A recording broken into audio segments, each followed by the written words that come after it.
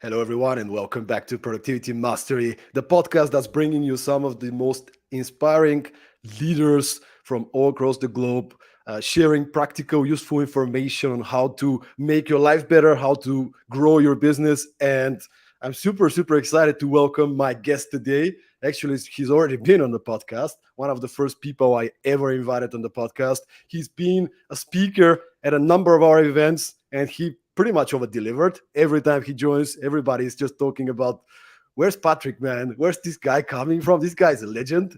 And just to give you a bit of an overview of this guy, he's somebody who grew up at Northern Ireland, but at the age of, I believe, 26, he already achieved his goals to buy a Porsche, to be a chartered accountant, and to have a yearly ticket membership for Manchester United, which I'm even more excited about. He traveled the world, over 130 countries. He's been working with some of the leading companies out there. He's a multiple book author, award-winning author, keynote speaker, speaking at some of the leading world events. And he's just a nice human, man. So welcome on board, Patrick. Great having you back. Great to be here, Stoyan, and thank you for making me blush on a Monday morning. It's always a good start to the week. Always good to have you, Patrick. And instead of me introducing you, and today we're going to talk about how the Nordics are winning the race for talent. We talk about talent attraction, talent cities. And I would like to invite you to, I know you have something to share, so maybe you can kind of give us an overview first, and then we can get in with some questions and get deeper. By the way, those of you listening live, make sure to tune in. If you have a question on the topic, post it in the comments. We'll take some questions. But Patrick, why don't we start with you giving us a bit of an overview about the whole thing? Yeah, thank you, Stoyan. And thank you for having me on, first of all. Um, so, my thing about just being productive to the society is that I want to help solve global megatrends. There's various things which are impacting everyone around the world. And we all know the sort of the top level ones, like from war, famine, cancer, environmental issues, things like that. And they're such big projects, and there's so many people focused on them and not getting very far with them, if we're quite honest about it. So what I did is I looked at the second, level of global mega trends, and the one that sort of stood out for me was the fact that every time you open up a website, every newspaper you open, every time you go on social media, there's a discussion around talent. As a problem where we can't get enough talent, quiet quitting, working from home. There's always a discussion around it at some level. And what that meant for me was that there was a big issue. And my background is I'm an accountant and a lawyer. I worked in PricewaterhouseCoopers and Grant Thornton and Citibank. What that means is I'm really just a problem solver, and I'm a problem solver who likes people. So whenever I see people who are coming with the same problem over and over again, I'm quite good at sort of delving deeper, figuring out what the real issues are, and seeing the world for what it is and not for what we wish it to be. Too many people are always looking and saying, "Oh, this is how the world looks from my perspective," but your perspective is from over here, over different. Everyone's got different perspectives, but what is the issue? And that's how I always attack problems. And as a result of that, long story short, when I became the head of talent for the city of Stockholm, and I started looking at this from a national, regional, and sort of city perspective, where I could see that the future success of our environments, as a societal level, are based on how much talent we can obviously develop with ourselves, but also keep our own talent, but then obviously attract talent from outside, because these rock star talents like yourself are worth their weight in gold. If you can get people like you to come to your society and sort of have the contribution that you're putting out for your society, then you're so valuable, because you create jobs, you create buzz, you create information, you create forward momentum. Things move forward when people of talent come into societies and work together. And the more they work together, then the greater that synergy increases. I mean, we look at California gets a lot of criticism, but just last week it moved from being the fifth biggest economy on earth to being the fourth biggest economy on earth. It's just overtaken Germany, the California. And the one thing we know about California is it's a talent magnet. from Silicon Valley to Hollywood to, unfortunately, even the porn industry is based out of there, which is, and there's so many things which goes down the line of what California is able to attract. And the reason why cities like London, New York, Zurich, Sydney, Singapore do so well is because they're able to attract some of the best talent from around the world. And that's what I looked at, and that's sort of the logic that went into the book from back 4 years ago when I started writing it. Fantastic. And you wanted to present something to kind of open up the conversation. So I would like to give you the opportunity to do that, and we can continue from there with going deeper in some of the issues. Yeah, so what I would like to do now is just quickly share a few slides for maybe 8 or 9 minutes so people can get a chance to sort of see this a bit more visually and get an understanding of where some of the issues are and why I wrote this book. So I am, of course, the founder of Glotal, which stands for Global Talent. And it's all about the attraction, development, and retention of these people. I'm also the co-founder of the Sweden Talent Foundation. I was the head of talent for the City of Stockholm. I built and founded the Salt to Reskill program. And as I said, I'm working on Glotal at the moment. The book that I've just released in the past few days is called Talent Cities, and it's about how the Nordics are winning the war for talent. The reason why I call it Talent Cities is because I'm trying to look at it from the most holistic perspective. And in this book, I built a model which works not just at cities, but it works for entrepreneurs, startups, scale-ups, government bodies, schools, and also universities and places of further education. So if you're a leader of a team who's trying to attract, develop, and retain talent, then there's something in this book for you. And the reason why is because times are changing. The truth behind this book is I had to write it 3 times because the world changed so much in the last 4 years since I started writing it. And the result of that is everything became obsolete so quickly.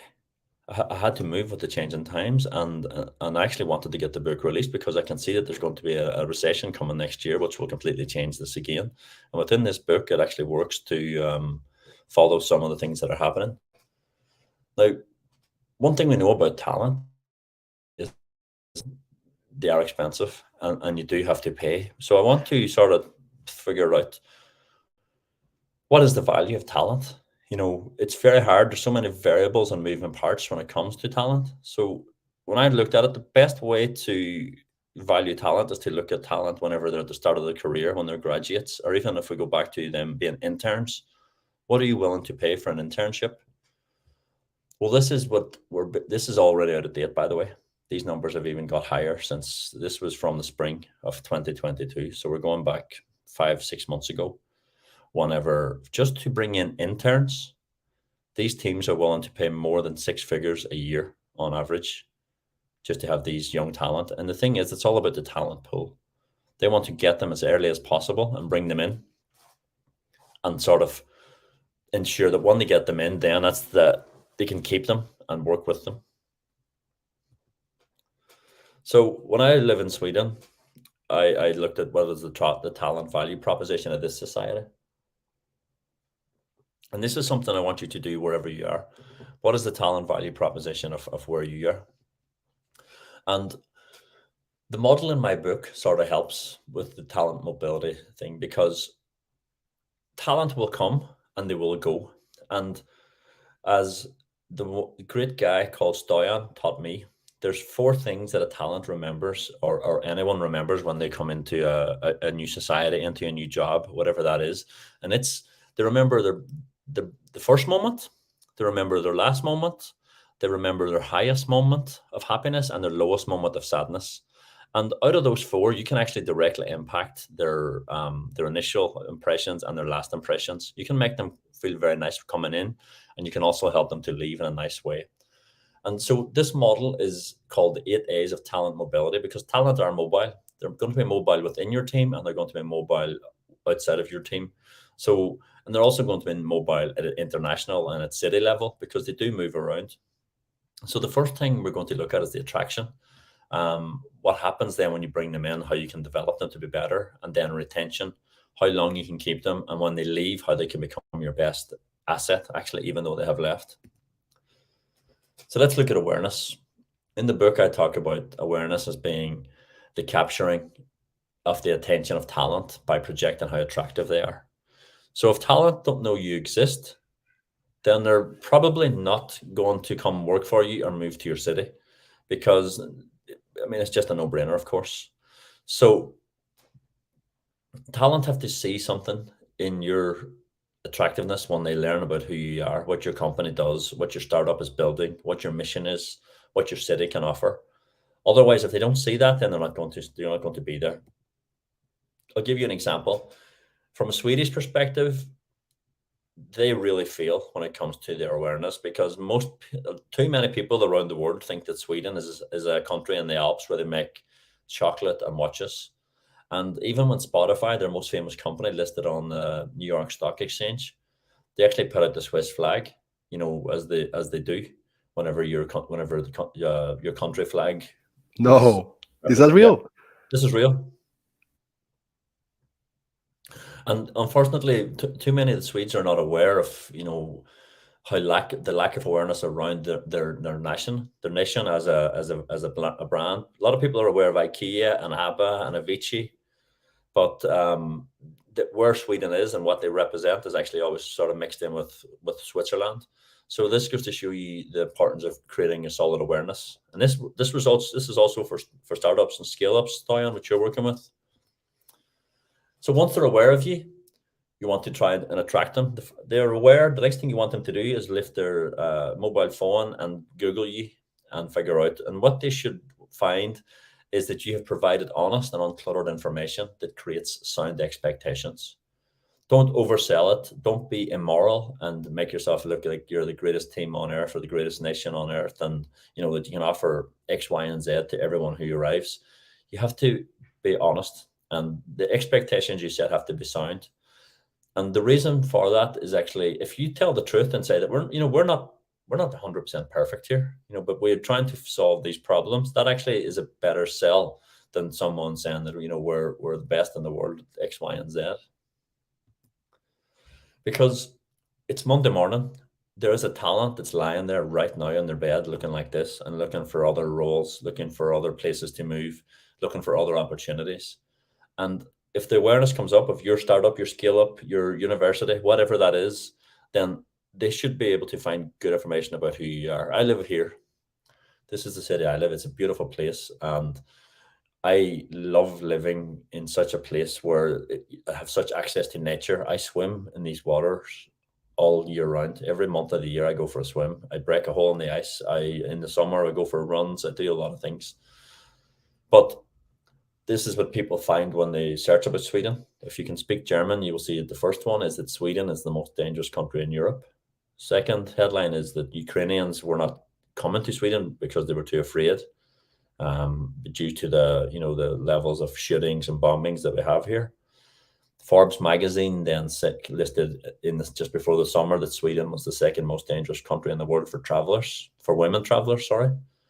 And obviously then the last one is the result of all this, that Sweden has fallen behind when it comes to attracting tech talent from abroad.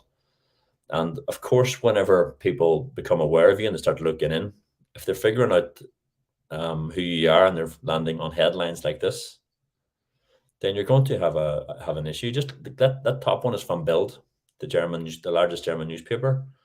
So can you imagine how many millions of families seen this headline, and then whenever their kids were looking for somewhere to go for an internship or education, they were just like, okay, go to Norway, go to Denmark. If you want to go to the Nordics, Sweden shouldn't be the one for you. And we in Sweden have to work on this, how we can do this better. In addition to that, we also, when it comes to talent attraction, I would say our biggest competition is Finland, because Denmark's way far ahead of us when it comes to this. Amsterdam also. London and Dublin are on a different sort of stream completely because of English speaking and things like that. So Finland is our competition here, and they're spending 25 times X and being very creative and very aggressive at how they sort of try to attract talent into their society. So that's talent attraction. That gives you a bit of idea into sort of some of the challenges that we're dealing with. And I want to now look at talent development. Just to save time, I'm just going to look at two of these. It's simply a matter of help them grow or watch them go. Talent see their career path and their career development is a big part of their remuneration package, and they expect a management team of the projects they join to have a well-defined and structured career development path for them. And as I say, if they're not growing, then they will be going. And assimilating talent is about giving talent the opportunity to express their skills and personality in a way where there's talent-friendly policies. And what that basically means is talent are a combination of two things. They're a combination of their DNA and the environment in which they're in. They must be able to be seen for who they are, and they must be able to be given this environment from which they can grow. Some people want to grow fast, some people want to grow slow, but ultimately what you're trying to do is bring out their talent by helping them to assimilate, allowing them to express themselves and feel comfortable. In the Nordics, generally, this is something we're not very good at because we sort of bring in talent for their talent, but we ignore the rest of them. And we're not really too much interested in the fact that this guy's from Bulgaria or Ireland or, Botswana or Pakistan. It's just, can they do the work for the 8 hours and then off they go, and just repeat that for as long as possible. What you really want is you want to have a team of all shapes, sizes, colors, creeds, everything working together within a particular sandbox. And what they're doing is they're working in a way where everyone is seen for who they are and respected for that is the best approach to assimilation. Because ultimately what you want talent to do is you want them to advance themselves. And the best way to get talent to advance is by aiming for co-creation with the talent so that they can enhance their career, because they want to do their best work with you. And you should be thinking about, how can we help our talent to do their best work on the projects that we're on? This should be their career defining work that they look back on and say, we did it. That's the place we did it. That's where we showed our best. And it was because the environment was put into place for us. And as a result, they enhance their connection, not just to the projects they're working on, but to the network they have within that region and within that city, within that nation, because they're doing good work and they will be getting offers every day to leave. And what can you do to keep these great talents, and how do you get them to enhance that connection that they have with you so that they don't leave? Because passion matters, and letting these kids show their passion for what they have. And I'm saying kids, like these, I'm talking about their energy. Some of these people are well into their 50s and 60s, and there's so much drive and push to make things happen and make an impact on the world. And ultimately, then that leads me to retention.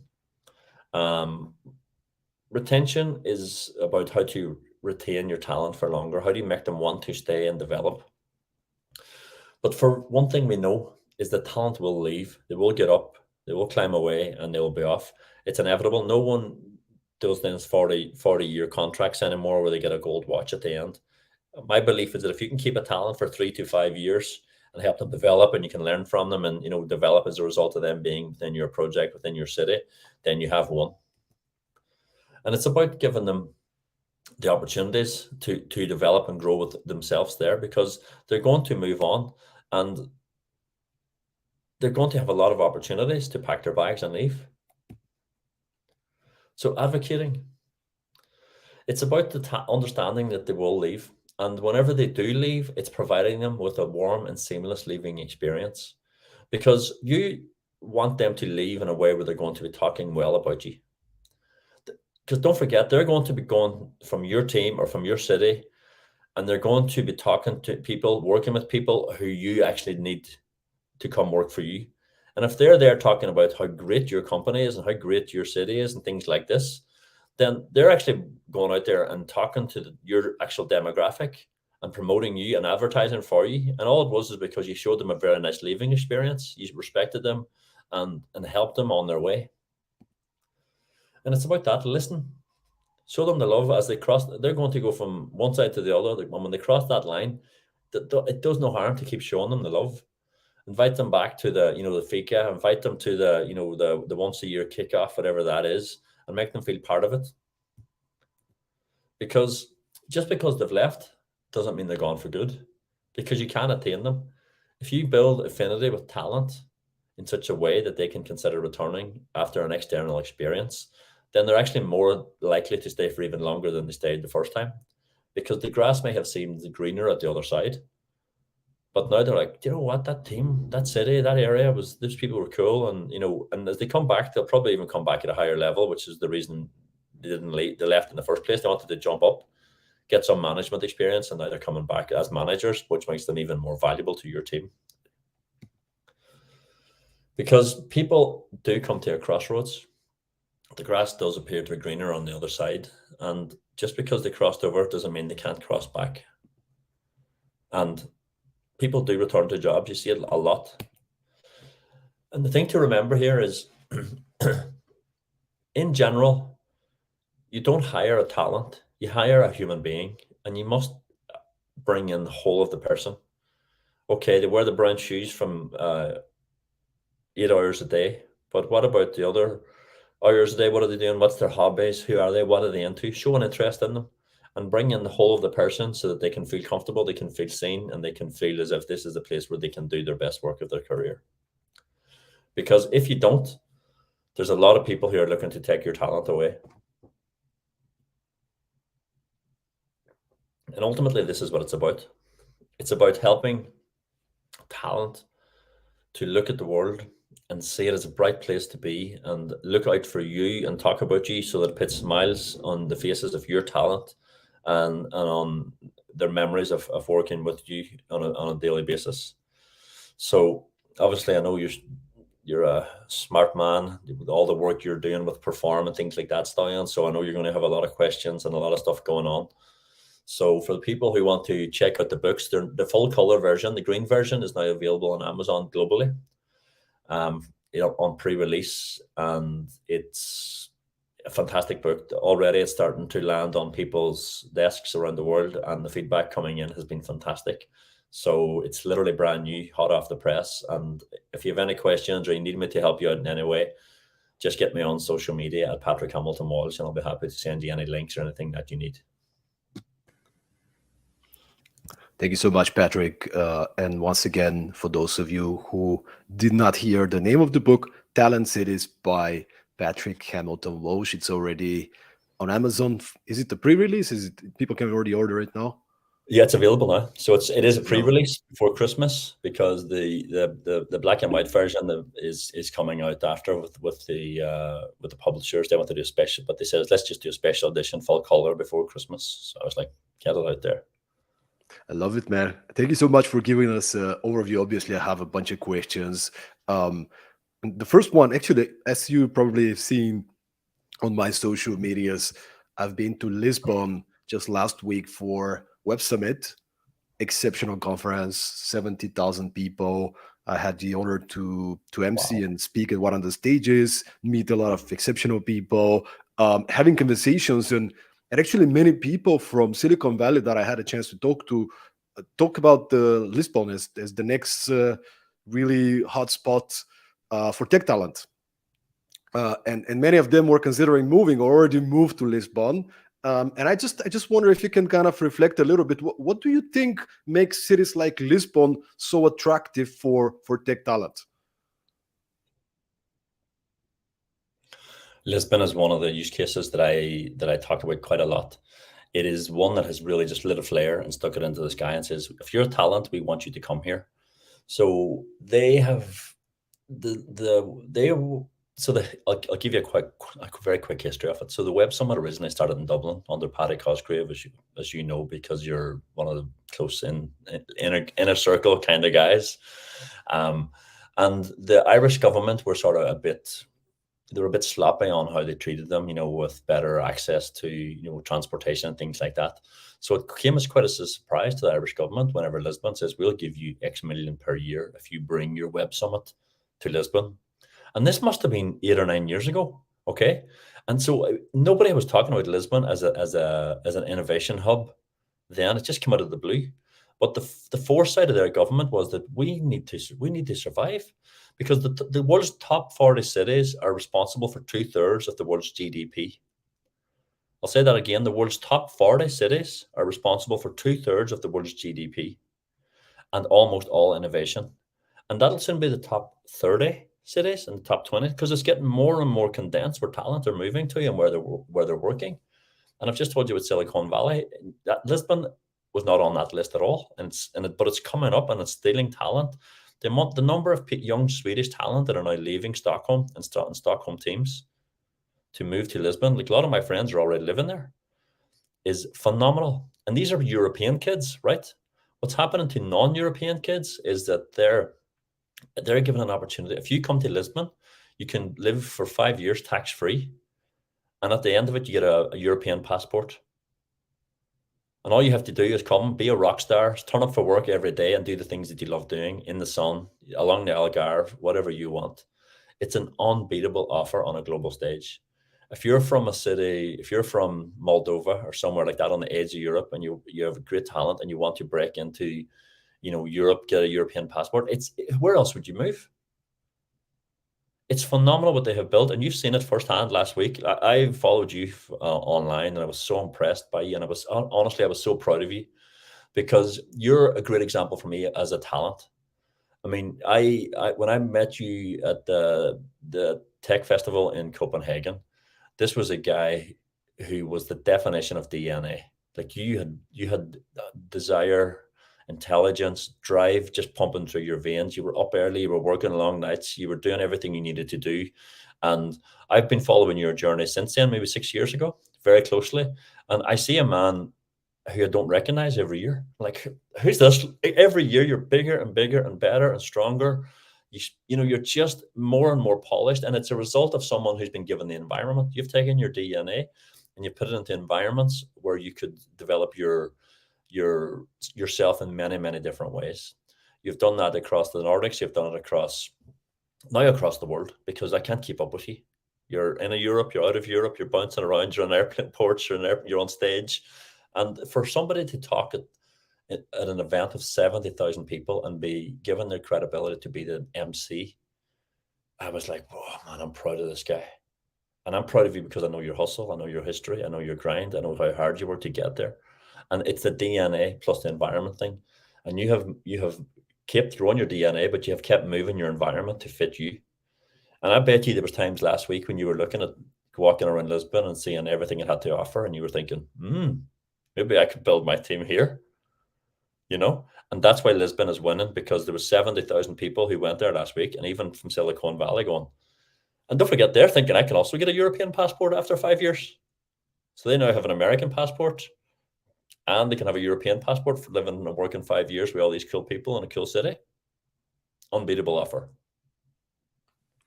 Man, I really appreciate your words. You're making me blush, as always. But as you said, definitely last week, meeting all these people, it really makes you think. Like Web Summit was a great example. You have this.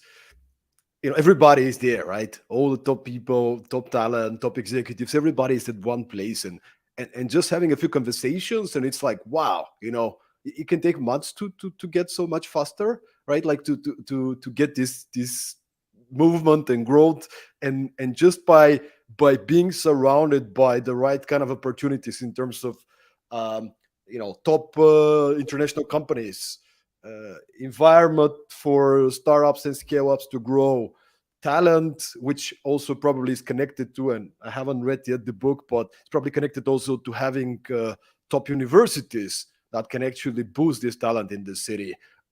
It's and more people want to go there, like Silicon Valley used to be, right? Like you go there because you find this talent, you find these opportunities. Your dentist is starting a startup, right? Like everybody is doing something, and it's so much easier to get faster because this community gets built, as opposed to many other points where you can still do it, right? But you have to do it remotely, and there's something meeting people in person, right? Like I love remote work, but gotta be honest, I love a lot more in person, working with people and collaborating, and there's just no other way, so we have to adapt. But tell me about the Nordics. We're talking about how Nordics are winning the race for talent, and I've been living in Denmark. I lived there for 10 years. I moved back to Eastern Europe, right? I'm in Sofia, based in Sofia at the moment. And I gotta say, just comparing right now, like we're getting there in Eastern Europe, but the percentage of talent that's really qualified to from day one to perform, I couldn't realize it before because I was living in Denmark. I kind of took it for granted, but now that I look back, it's like there's so much more qualified, excited, ambitious, inspired people in a country like Denmark from my first person experience.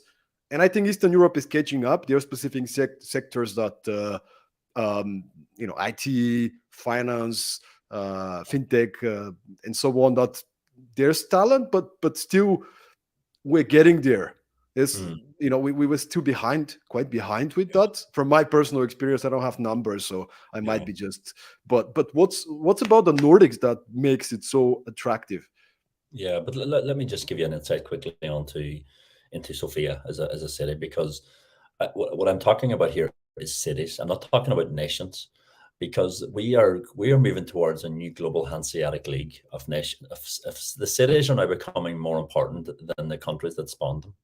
Like the best talent are not sitting out in farmyards. They're coming into more and more into the cities and working closer together, and that's the case. That's the case across all nations. Some of the best talent I work with are Bulgarians. Actually, the first person that I hired when I moved to Sweden was a Bulgarian girl out of Germany, and I had seen how she worked. I seen her hustle. I seen her thirst to learn and grow and develop. To get into that environment, she had the DNA, and she needed the environment. So I hired her into Sweden. Some of the best talent I've ever come across are from Bulgaria, and this is your issue, and it's the same issue that we had in Northern Ireland. If you have the DNA and you have the drive to be better, then it's almost like you have to leave to do that. And this is why I respect you so much, because you left, but now you've went back, and you're one of those people who are giving Bulgarian talent a chance to shine. You're because if everyone keeps leaving, then it just keeps weakening our societies, and we drop further and further away from the Nordics. But this is what the Nordics have done very well. They have had this sort of early mover advantage. And in the book, I've just shown you the 8 A's of talent mobility.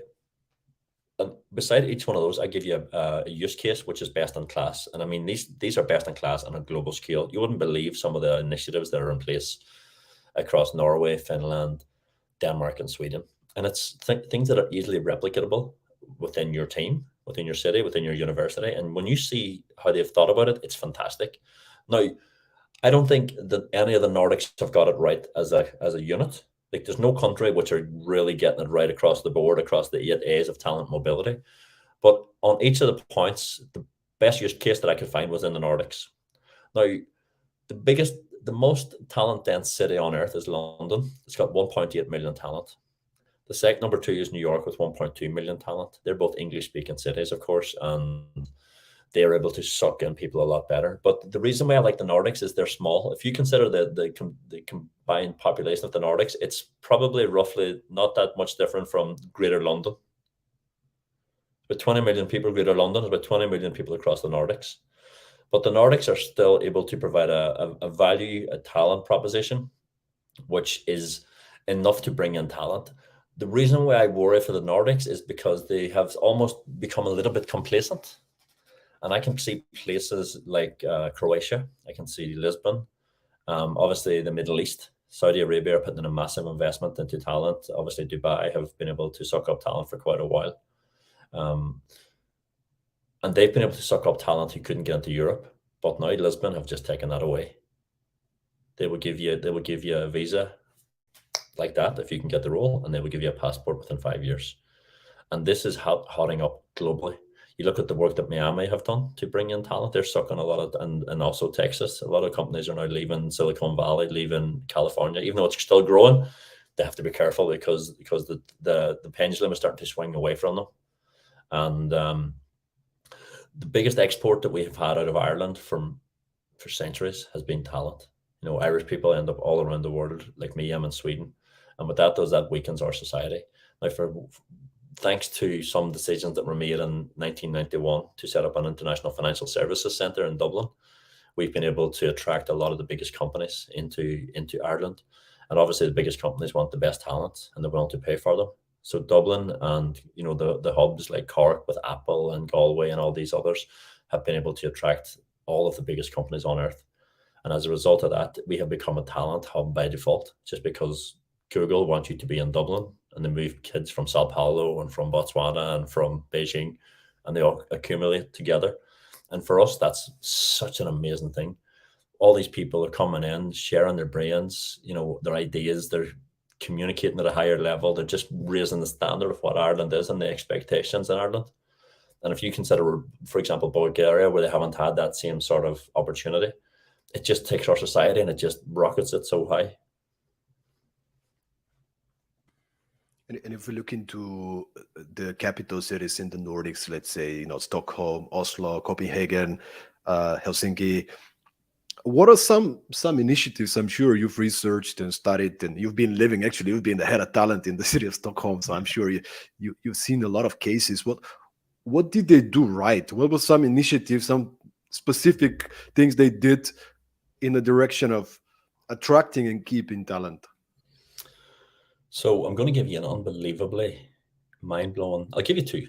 So I'll give you one at the top front and one at the end. So the one that's going on about attraction is that Helsinki and Finland in general were one of the first. They were the first Nordic country to feel the real pain, and that happened whenever Nokia sort of collapsed as a global company, as a handset maker, because I think it accounted for close to 50% of their stock market. And whenever they lost their way, obviously a lot of towns and villages and subcontractors and everything else around it had a massive impact in that regard. So Finland realized that we need to attract investment, we need to attract VCs, we need to attract talent.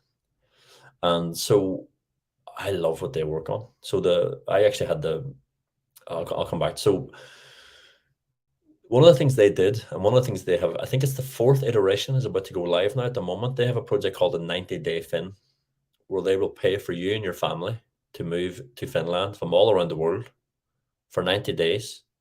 They will put you up with accommodation, put your kids into school, connect you to VCs, to jobs, completely set you up. And they've done it. I think they do it with multiple people. Like let's say it's 20 families or whatever per time, or 50, I don't know.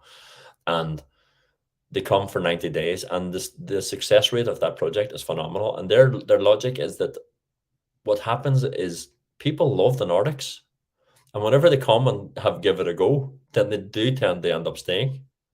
And the goal, I always think the goal is to get 3 to 5 years. If you can get really smart people to come and work in projects in your society for 3 to 5 years, you have won. Everything above that is like super bonus. Okay, so that's what's happening right today and for the last few years in Helsinki and across Finland. There's another project which I probably can't talk about yet because I'm in discussions around it, but I'll go to the other end of the scale. So talent have left you. Okay, would you hear this for a project? This blows my mind. So between Stockholm and Gothenburg, there's a small town called Jönköping, and it's a beautiful place right on the lake, but really small, really quirky place. And they, at some stage over a decade ago, they realized that there's all the best people we have in our city, they come here for university, or they're born here, they're here for a reason, and they're leaving and going to Stockholm and they're going to Gothenburg to work. But what's happening is there's no one here buying burgers, no one's buying clothes in the shops, no one's having a few pints, no one's renting our new build houses, because they're moving away and staying away and building their families elsewhere. So they did a project called Vi Saknar Dig, which means like we miss you. And they got local businesses to put together a budget where they did a campaign where they got people to nominate people who already had a relationship with Jönköping. So that was the criteria. It was someone who you worked with before, studied with, who actually held Jönköping in their heart because they had been spending some of their time of their career there.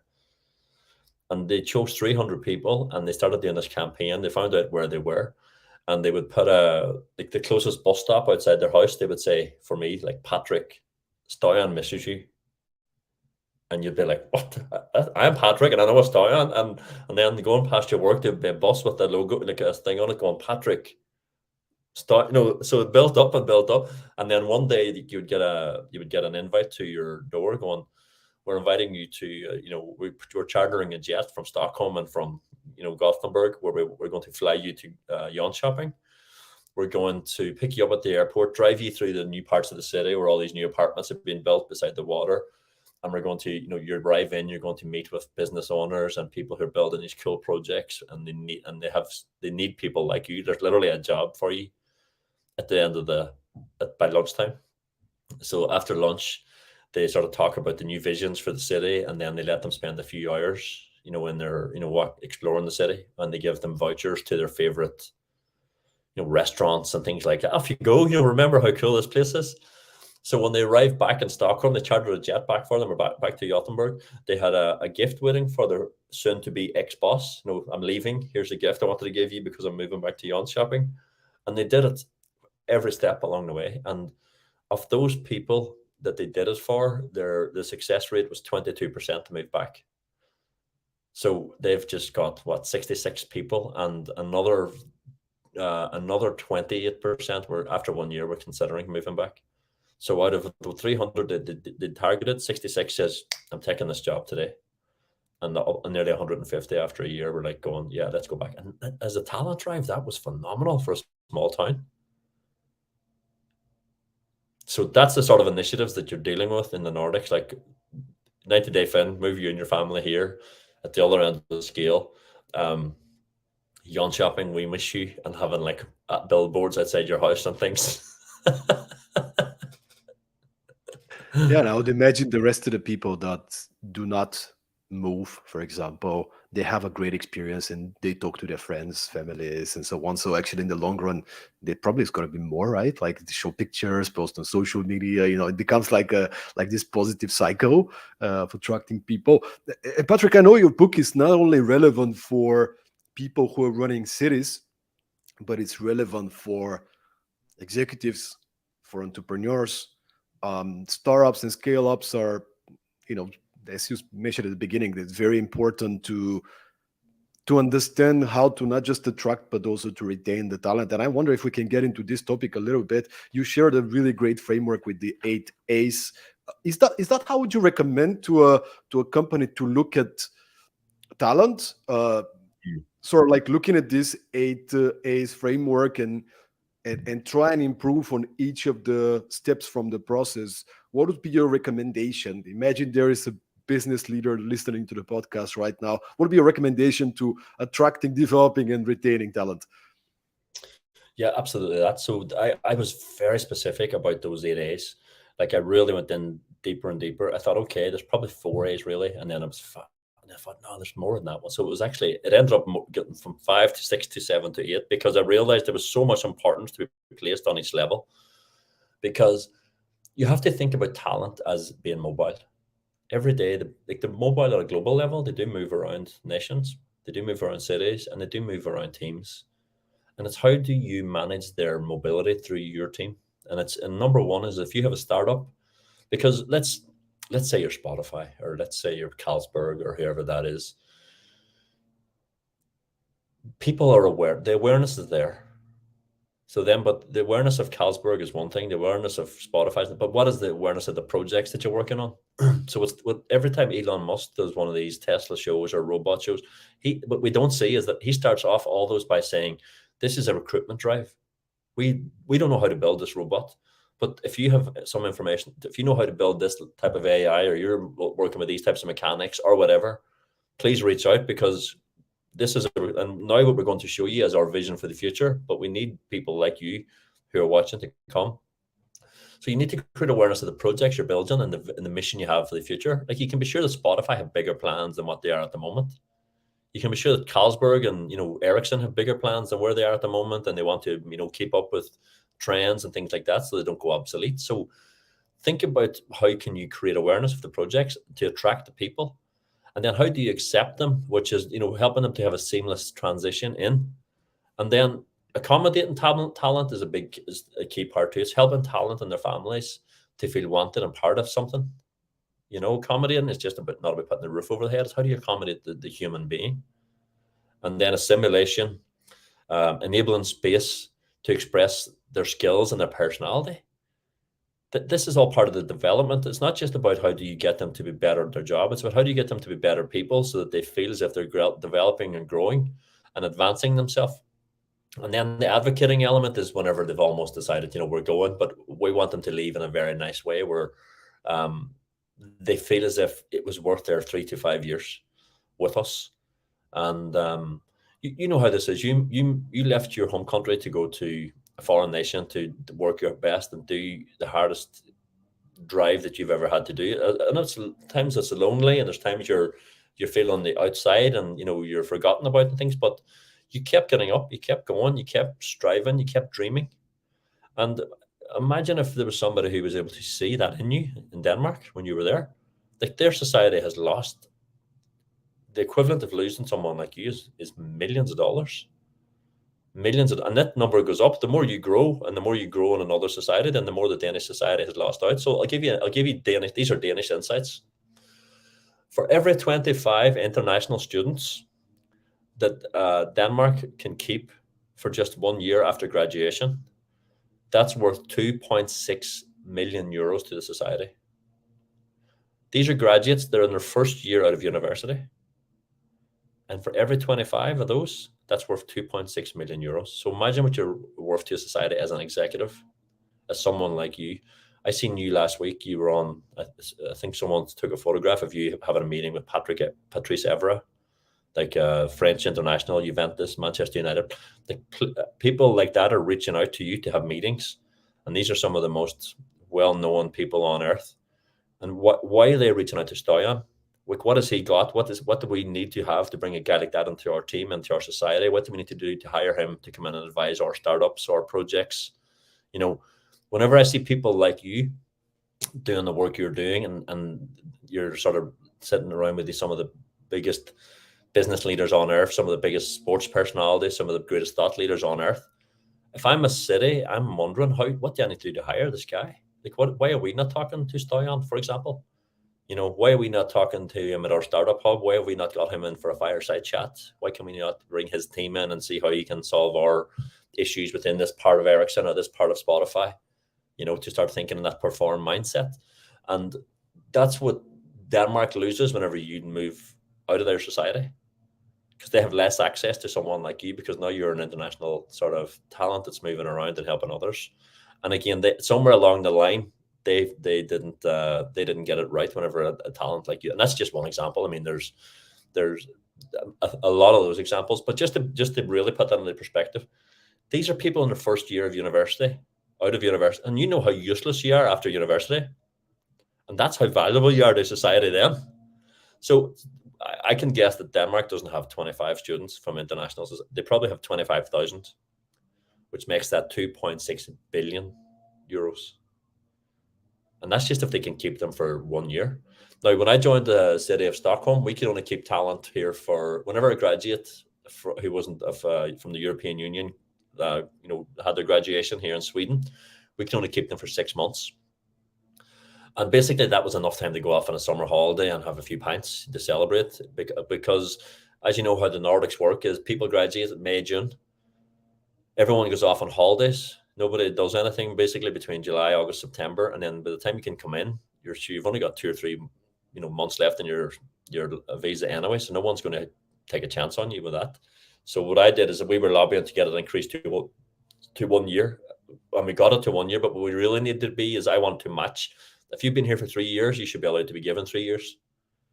If you've been here for 4 or 5 years doing your doctorate, you should be given 4 or 5 years. You should match the time that you've been here as an international student so that we can get because just as a return on investment, we're paying a lot to get you hired.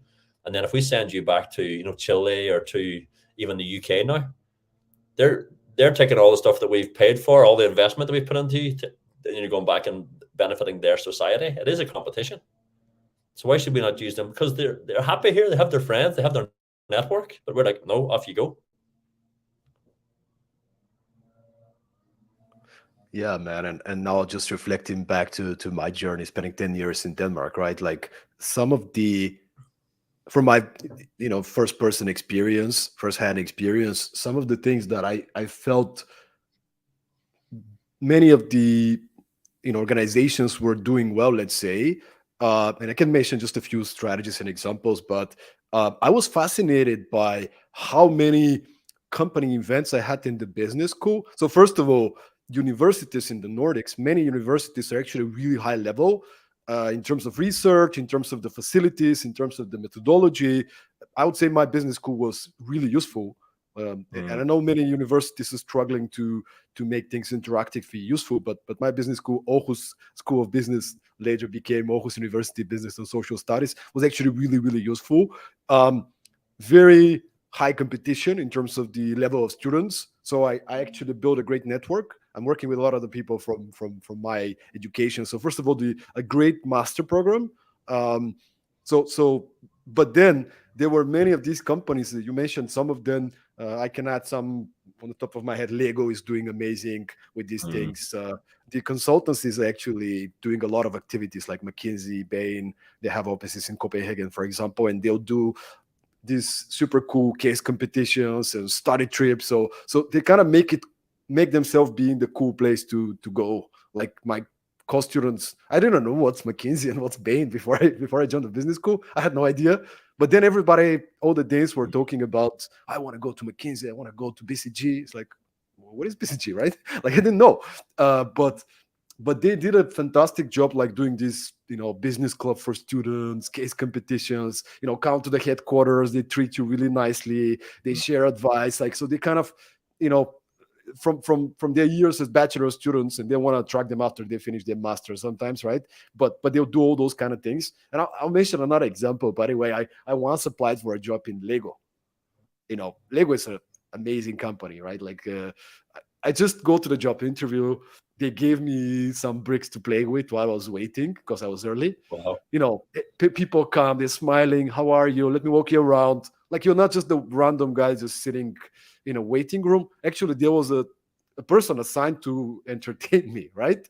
And you feel this, right? I did the interview. People were so kind. They were so, smiling, understanding, trying to understand what's my why, not just hey, are you skillful for our job, right? Yeah. Um, at the end of the day, I didn't end up getting the job, and the HR person, who was not the head of HR, but he was a key guy in the HR department. He called me and he spent an hour explaining me why I didn't get the job, Wow. giving me feedback. What can I do? What are some, giving me career advice, literally. Hey, if I was you, I'll do this and this and this. Asking me, coaching me, asking me questions. Spend an hour for a person that they did not hire. Like, but this is a strategy, right? Mhm. Now I can talk about this. They gave me another, set of Lego bricks, like, but it's, of course, maybe I come back later, even if I don't, even if I'm the worst employee that you don't hire. I had a great positive experience. They spent an hour, which is a cost for them, right? But But Stoyan, you're talking about them now because that 1 hour that they spent talking to you and the nice vibe they gave you resonated so deeply with you because they seen you as a man, they seen you as a talent, they seen you as a human being, and they really took the time. And that's exactly what it's all about. There, just taking the time to see the human being and not being so mechanical about it. Sorry, you did not. We'll keep your record on file or whatever they say whenever they send you these things. But just that now means years later you're still talking about them as best in class example. It was the eh, same for me when I went to PricewaterhouseCoopers. They they invited us down for a dinner, and now coming from the background I'm from, to be invited to like overlooking the water in Dublin, high up, everyone's dressed, fancy dinner, 5 course meal. And when we were leaving, they just gave us all an envelope with £50, 50 Irish pounds. And I was like, £50 to me was such a big amount of money at that time. And I was like, they're just handing out 50s as we're leaving. It had such a big impact on me. And obviously, I'm talking about it again now, 20 years later, but it's so important to see the human and to give respect. Like, more than the £50, it was already a big win for me, and I was already determined to work for that company that they were so professional, so high level, and this is what I wrote the book for. I want to help business leaders to win in their projects by simply understanding their people better. And this is why I've broken it into the 8 A's of talent mobility. There's 8 things that you must be looking at as KPIs. How is your awareness? What are you doing to attract? What are you doing to onboard? What are you doing to offboard? Are you doing it in, like, even when people don't get the role, are you taking the Lego approach? When people are leaving Apple, the whole team comes along and claps them out the door on the Friday. The whole team, it creates a tunnel for them, you know. So one of the things that I've been doing with this book over the past few, sort of leading up to the official release, was one of the biggest team companies in the world, just in Sweden alone, are buying 500 copies of the book.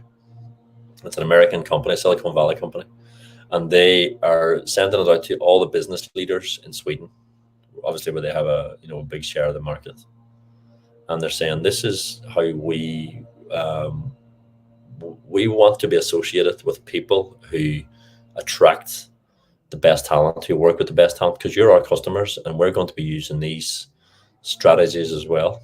And it was quite random, because it was actually the team from Germany who reached out to me and asked me would I be attending this political week that was unfolding, a couple of weeks later. And I wasn't intending to go actually this year. And whenever this company reached out to me, I was like, well, if you want me there, then I better be there. And they were like, we need to understand talent better. And we heard you're the guy, you're the guy who's looking at it. You're the only person in the world who's looking at it from the top level right down into the, to the startup level. And so for them, unfortunately, they're so big, I can't even say their name. It's one of them companies you want to be able to go, I'm working with these, but you just can't. So I'm happy that the highest people up, the most smartest brains, the people in the biggest teams have been bringing me in to do workshops with them, to talk to their teams, but also to talk to their customers' teams, which has been phenomenal. So we're going to do this project initially in Sweden, then we're going to roll it out across the Nordics and the Benelux countries, where they also have this one sort of client who can roll it out for them, because this company doesn't be seen anywhere. But it's phenomenal, the response to talent. And another thing and this shows you how important talent is. Last year, I launched the Sweden Talent Foundation, and my goal was to bring together academia, business, and government, the triple helix, and get everyone who's sort of focused on this area to come together under one single branch, and a non-profit organization. And within just almost 4 months to the day, I was invited to speak in Dubai at the World Expo for the Swedish National Day, along with the King of Sweden and the Wallenbergs, and the highest level. And it was funny how just by starting to talk about talent, you get pushed higher and higher and higher and higher up the society, but also all around the world. The amount of calls I'm getting from Saudi Arabia, from literally from the Princess of Saudi Arabia, who came to visit me in Epicenter in Stockholm to talk about talent, what does Saudi Arabia need to do? And again, the answer is the same. You need to see the people. You need to see them as human beings. You need to give them all. You need to give rights. You need to give responsibilities. You need to, respect human beings for what they are and what they're not. And this is what I'm preaching, within this book. And I'm giving best in class examples across the board of how to have somebody from Lego show you around and talk to you after why things didn't work out. Have a billboard outside your house. How's that? I mean, these are the value that talent are worth to towns and cities and to startups and others like that. And the teams that win are the teams that treat their people the best. The people who we always talk about IQ and EQ. EQ is now way more important, because that's people who can work well with people. And this is not part of my book, but this is just part of how I live my life. Is whenever I'm building a team, I only ever think about 2 things when I'm bringing in a talent, and that's the likability and learnability. Number 1 is likable. Can these people get on with others? Are they decent human beings? Can they help us build a team out? And the second thing is learnable. I don't really care where you went to university. I don't care that you were in, whatever consultant firm or you're an accountant. Are you learnable? Can you learn a new thing? Like a few years ago, me and you weren't using StreamYard and we weren't doing these technologies, but we're the kind of people who are learnable. We want to get involved and we want to keep ahead of the curves. And that's what you're looking for when you're hiring people who doesn't just have a piece of paper on their wall saying, I went to this university and I'm awesome. It's people who are long forgot about that thing and focused on the new things. So likable and learnable. But what can you do then to show them that you care about them? And you don't hire a talent, you hire a human, and you hire the whole of the person. And that's basically the core of this book. I want leaders to understand this better. And thank God many at the top level and the biggest companies, the most important companies and the most important nations actually care. I'm invited to London to talk about this. They're the biggest talent hub in the world, and they want to talk to me at London and Partners about what can they do better. And that's what we're up against, with the smaller nations. Of course they want, man. Of course they want, and they're gonna win because they're looking into the long term. They're bringing the best people out there, and I just want to invite everybody. This book is a must. First of all, for everybody who's a business leader, entrepreneur, executive, anybody working in governments, in cities. But on top of that, make sure to reach out to Patrick. Patrick is a problem solver. He's not a speaker. He's a great speaker, but he's not a speaker. He's a problem solver. So make sure to reach out to Patrick if anything to do with talent attraction. With you have a conference, you have an expo, you have executives, and you want somebody to coach them and to give them practical advice from experience. Like, reach out to Patrick, guys. That's where, by the way, we are the both methodologies are kind of coming together, right? The perform and the talent cities methodology is like the human focused, center focused on the human. Like, I mean, you can't treat people like, I don't like the word human resource. Like, what does that even mean? Resource. Like, I mean, it's people management. Okay, people leadership maybe, but it's people, not resources. I mean, they used to be in the Industrial Revolution. I don't know. I wasn't alive, but In the people mines, are people. like in the mines where the horses and the people just resources. Like, it's such a horrible definition, isn't it? It is. It is. So, Patrick, final question. I know you have some meetings coming up. Final question. There's many people listening right now. They're excited. They love what you're sharing. How could people reach out to you, and what are the kind of areas that you can help leaders, you can help organizations to thrive? Yeah, reach out to me through LinkedIn or through Instagram is probably the best way, at Patrick Hamilton Walsh, depending on where you are. And what I want to help you solve is how you can better deal with talent mobility, how you can see the human element, and what is the KPIs that we can do a talent audit for you under each of the 8 areas and see where you are as a team and where you can do better. And it's very basic stuff. It's just looking at it, reframing it, and seeing your team and how you approach them in a more sort of humane way. And I would be happy to work with the people who are within your network. Stoyan, I know the great work you're doing with them. So there's anywhere where I can help them at a talent perspective, please reach out to me, because they're obviously forward-thinking, smart people anyway, if they're working with you and your team, Crystal, the others. I already have a few people that I would like to introduce to Patrick, but everybody listening, make sure to reach out to Patrick. Follow him on LinkedIn. A lot of great content. Get the book. That's a must. And make sure to reach out if there is anything connected to what Patrick just shared. Thank you so much, everybody, for being with us more than an hour. If you enjoyed this episode 131, there's 130 more episodes. So make sure to subscribe. Send the episode to a friend that will get value out of it. Apple Podcast, Spotify, YouTube, we are everywhere. And make sure to come back next week, because we have another exceptional leader, Morten Andresen, who will talk about actually human-centered business approach. So another great episode to build up on top of the one that we had today. Thank you so much, and see you once again at Productivity Mastery Podcast.